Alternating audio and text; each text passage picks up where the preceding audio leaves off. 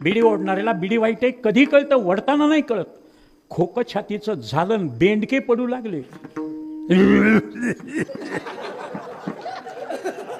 नुसतं ऐकल्याबरोबर घरचे सोडून द्या, ऐकणारे माणसं म्हणतात अण्णा रात्री लईच खोकले, पाऊस वांबा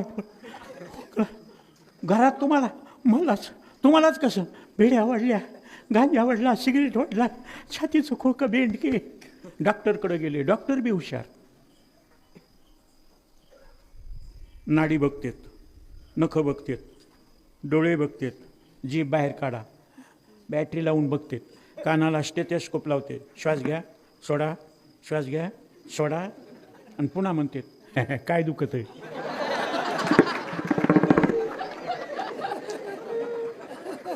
माझ्या बादशाला म्हणलं मी, अरे एवढं तपासून आम्हालाच विचारता काय दुखत आहे, तुम्ही तपासता ना. ते म्हणले तुमच्या लक्षणामध्ये आणि आमच्या निदानामध्ये समन्वय साधला पाहिजे.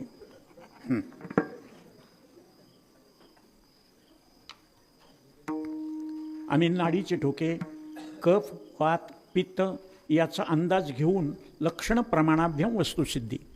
ते म्हणजे बेडकी पडायला तिचं बिडी ओढता, सिगरेट ओढतो, गांजा ओढतो, सोडावं लागल, डॉक्टरनं सांगितलं सोडावं लागल. हे बिडी ओढणारे डॉक्टरपेक्षा हुशार. ती काय म्हणतात, बिडी नाही ओढली की संडासच होत नाही. कुठून काढलं त्यांना, एकट्यालाच बघू नका. चला तुमचं सांगतो, वेळेवर नाही चहा मिळाला की तुमचे डोकं दुखतात. वेळेवर नाही चहा मिळाला तर डोके दुखतात. वेळेवर तंबाखू नाही खाल्ली की महाराज हातात घेऊन उभा राहते. अरे तंबाखू खाऊ नका, कॅन्सर होते. दातच दुखते, कळ लागते दाताला, ते कळ जिरली पाहिजे. तंबाखू खाल्ली की कळ जिरते.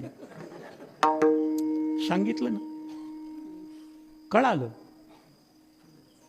मटण खाणाऱ्याला मटण वाईट आहे कळत नाही वाटतं का तुम्हाला? बिलकुल कळतं. असा समारंभ द्रष्ट लागण्यासारखा. आणि गाडीतून मंत्री महोदय जाऊ लागले, गावकरी मंडळीनं पुढे गेले. ओ हो हो हो, या या या, आमच्या गव्हाणे बाबांच्या कार्यक्रमाला, समाधी सोहळ्याला आजची आरती तुमच्या हातानं. ते म्हणला आज नाही, आज आमच्या साहेब लोकांची पार्टी होती, मी वाईट खाल्ले आणि वाईट पिले, मी उद्या आंघोळ करून येतो. त्यालाही माहिती आहे आपण खाल्लेलं वाईट आहे. कोण म्हणतं त्याला कळत नाही.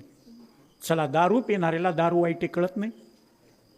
दारू पिणाऱ्याला दारू बंद केल्यावर टेन्शनच आहे, सुधरच ना, हातपायाचाच गहाटा झालाय, पेल्याशिवाय जमतच नाही.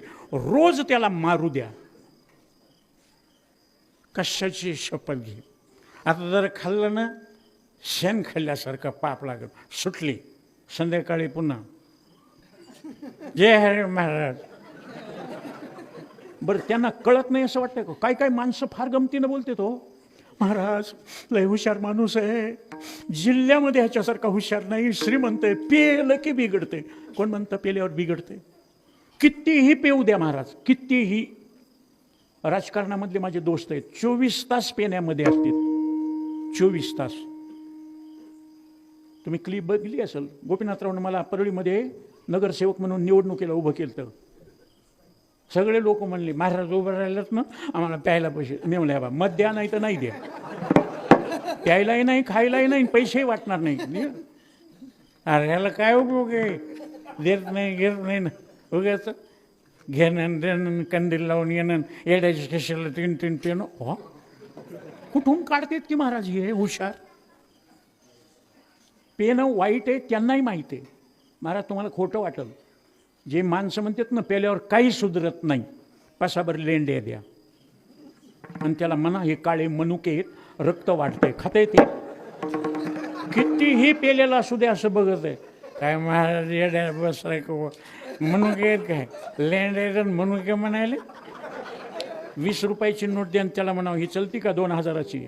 अरे 20च्या नोटला 2000 म्हणाले, पागल आहे का महाराज? त्यांनी पेल्यावर ओळख असो की नसून नुसतं त्याच्याकडे बघा, बघितल्याबरोबर थोडंसं हसलं, जय हरे महाराज पेलो बरं का, माफ करा पेलो.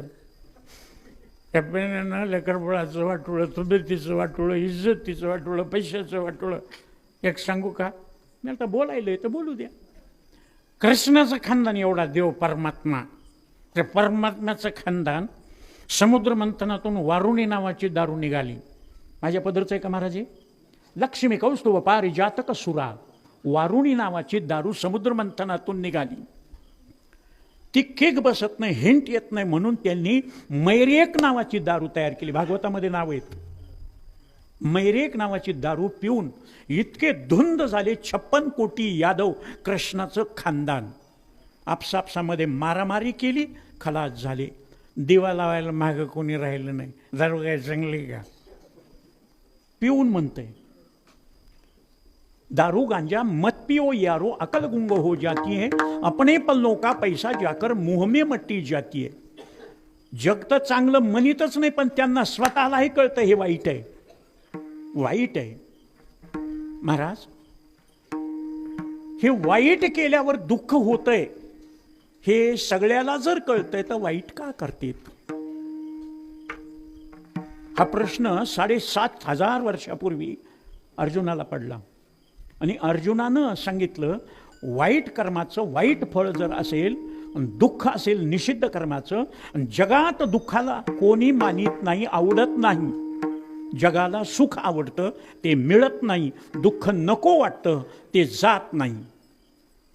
म्हणून वाईट कर्म कळत असून सुद्धा का करतात हा प्रश्न अर्जुनानं कृष्णाला विचारला. अतकेन प्रयुक्तोयम पापम चरती पुरुषः. माणसं पाप करतात. निषिद्ध कर्माच्या आचरणानं पाप होतं, विहित कर्माच्या आचरणानं पुण्य होतं. पुण्याचं फळ सुख आहे आणि पापाचं फळ दुःख आहे.